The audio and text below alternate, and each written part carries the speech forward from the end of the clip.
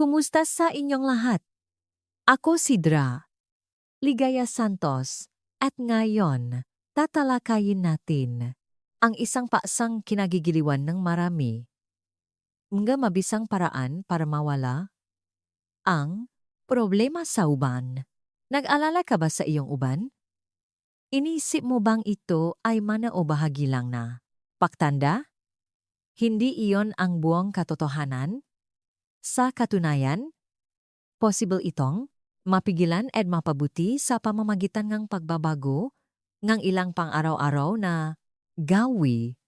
Sa artikulong ito, agam ang ating gagamitin upang ipaliwanag ang sanhinga, uban, at ibabahagi ko ang 10 solusyon na talagang epektibo, hindi lang ito, tungkol sa pagkulay ng buho. Kung nais mong bawasan ang uban mula sa ugat, siguradong para sa iyo ito. Ang 10 pinakamabisang paraan para mawala ang problema sa uban, pagipapabuti enize kalidad, enize pagitulog. Sa paglaban sa uban, ang kalidad ng iyong pagtulog ay napakahalaga. Bakit? Dahil ang mga selulang gumagawa ng kulay ng buho na tinatawag na melanocytes ay nagre-recover at nagiging aktibo habang ikaw ay natutulog. Sa panahon ng malalim na tulog, non-REM, ang growth hormone ay inilalabas na siyang oras para sa pag-ayos ng anit at hair follicles. Ang ngunit, kung ang kalidad ng iyong pagtulog ay bumaba dahil sa blue light mula sa gadgets o pagtatrabaho hanggang gabi, hindi na ilalabas ng maayos ang hormone na ito. Dahil dito, nagugulo ang sirkulasyon nege sustansya sa buhok at tumataas ang panganib ng pagkakaroon ng uban. Tips para sa magandang tulog. Maligo energy mainit na tubig 90 minuto bago matulog upang mapataas ang temperatura ng katawan, pagkatapos ay bababa ito. Iwasan ang paggamit ng cellphone bago matulog. Hinaan ang ilaw sa kwarto at tiyaking tahimik ang paligid. Mas mahalaga ang lalim ng pagtulog kaysa sa haba nito. Simulan ang pagpapabuti ng kalidad ng iyong pagtulog ngayon. 2. Pakuha ng sapat na vitamin B complex.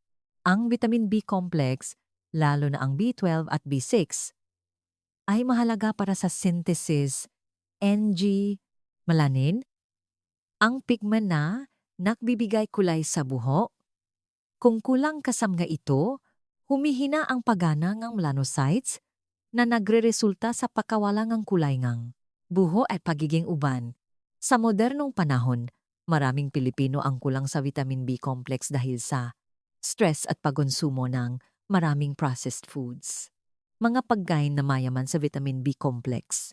Ating manok o baka, itlog, isda tulad ng salmon o sardinas, gulay tulad enehe, pechay o kangkong, mga lamang dagat.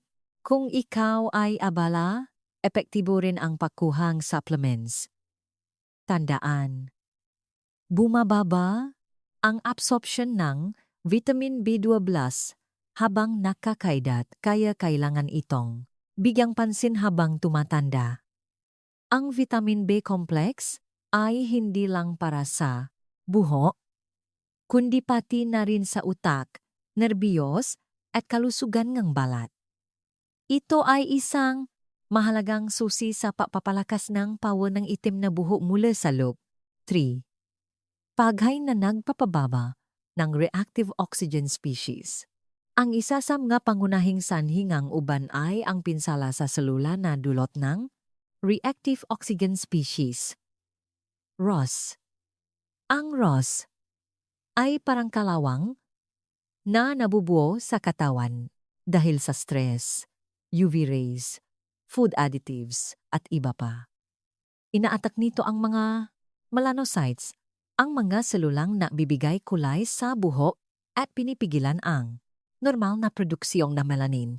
Kaya naman, mahalaga ang pagkain ng antioxidant-rich foods, mga pagkain na mayaman sa antioxidants, kamatis, mayaman sa lycopene, mga berries, mayaman sa anthocyanin, green tea, mayaman sa catechins, magagulay at mani, mayaman sa vitamin J at E.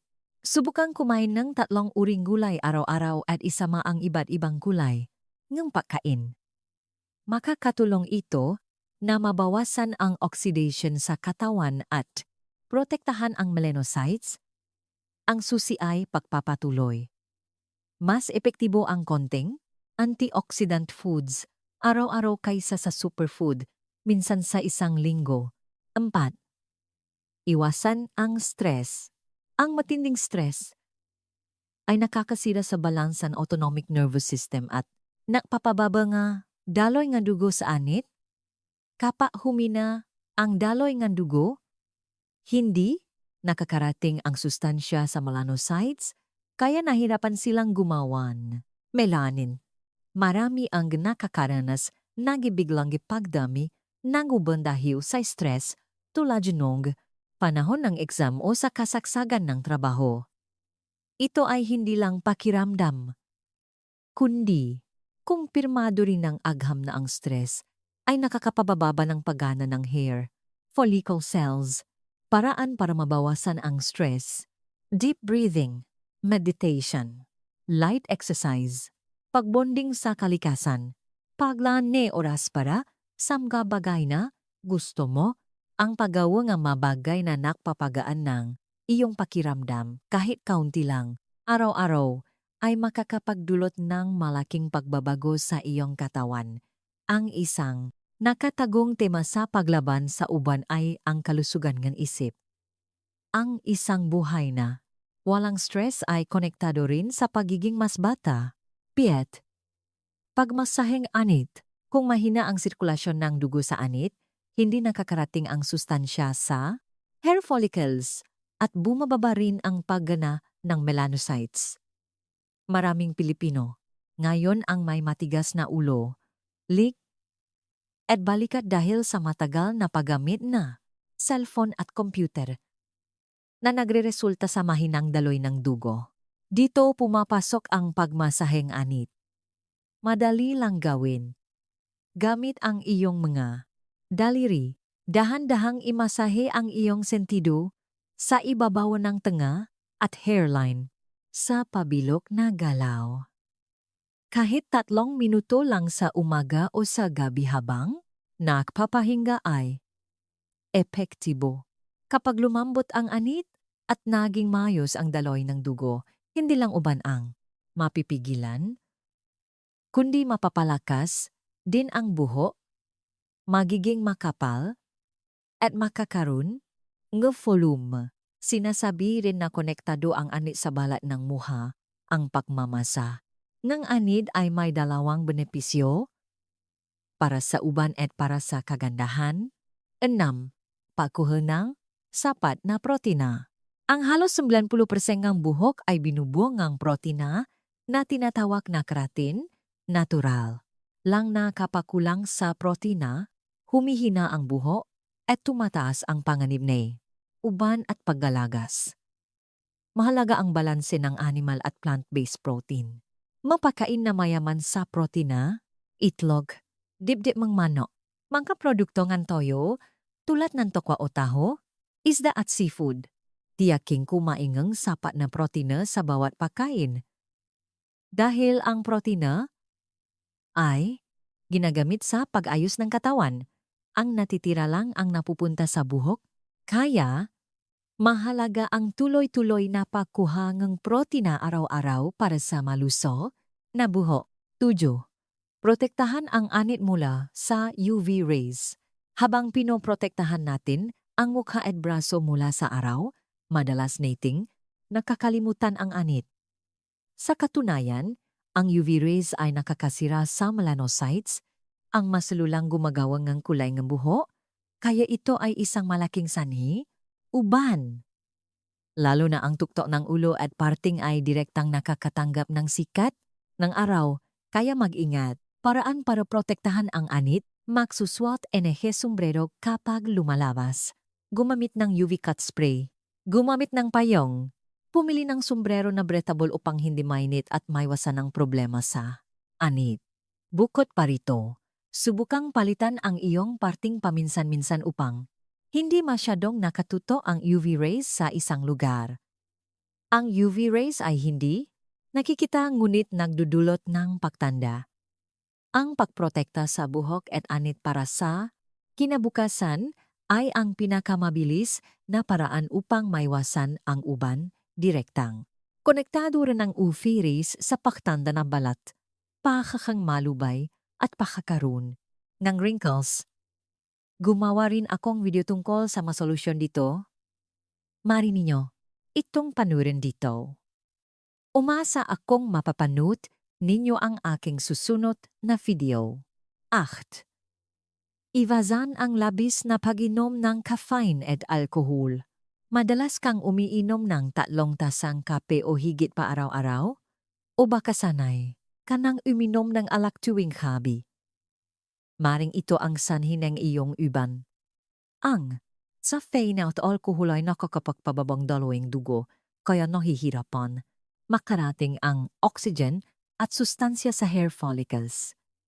Bukod pa rito, dahil sa diuretic effect nito, lumalabas ang minerals at vitamin sa katawan na nagre-resulta sa kakulangan nga sustansya sa buho. Recommended consumption, Cape, hanggang 2 tasa sa isang araw. Alcohol, hanggang 3 beses sa isang linggo. Lalo ng pag-inom enerhe, alak, bago matulog, ay nakakapagpababa enerhe, kalidad enerhe, pagtulog at humahadlang sa pag-ayos ang buhok. Iwasan ito. Malaki ang pagbabago sa iyong panloop na kapaligiran sa pamamagitan lamang ng pagbabago ng parana. Iyong pag-inom. Ang matalinong pakikipag-ugnayan sa mga pampasigla ay isang desisyon ang matatanda para maprotektahan ang itim na buho. 9. Papapabuti ang kalusugan ng bituka. Isang nakakagulat na aspeto ang paglaban sa uban na madalas nakakalimutan ay ang kalusugan ng bituka.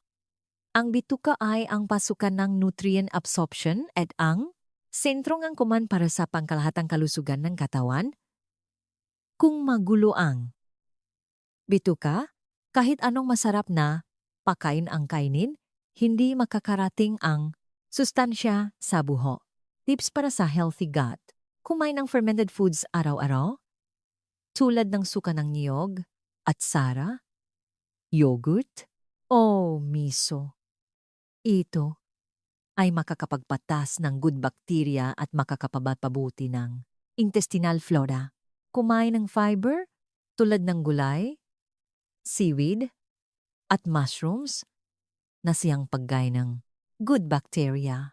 Kapag malusok ang bituka, natural na bumubuti rin ang kutis, buhok, at lakas na buhok. Ang paglaban sa uban mula sa bituka ay isang mahabang prosesong makakatulong sa magandang buho sa hinaharap. 10. I enjoy ang hair care routine mo. Ang susi sa tagumpay sa hair care ay ang tingnan ito bilang panahon ng pag-alaga sa sarili, hindi isang pagpapahirap. Gumamit ng shampoo na gusto mo. Ang amoy. Magmasaheng ang anit habang nakikinig ang musika. Kapag naging reward mo ang pag-alaga sa buhok, hindi na ito magiging pabigat. Ang pagbabago ng panahon, ng pag-alala sa uban sa isang positibong beauty routine ay maring ang pinakamalaking pagpapabata sa lahat. Ang uban ay hindi lang dahil sa genetics o pagtanda, kundi malaki rin ang epekto ng pang-araw-araw na gawi. Ang 10 paraan na ibinahagi ko ngayon ay hindi nangangailangan ng espesyal na kagamitan o maraming oras. Simulan ang isa-isa nang walang pagmamadali. Kapag nagbago ang iyong buho, magbabago rin ang iyong buhay.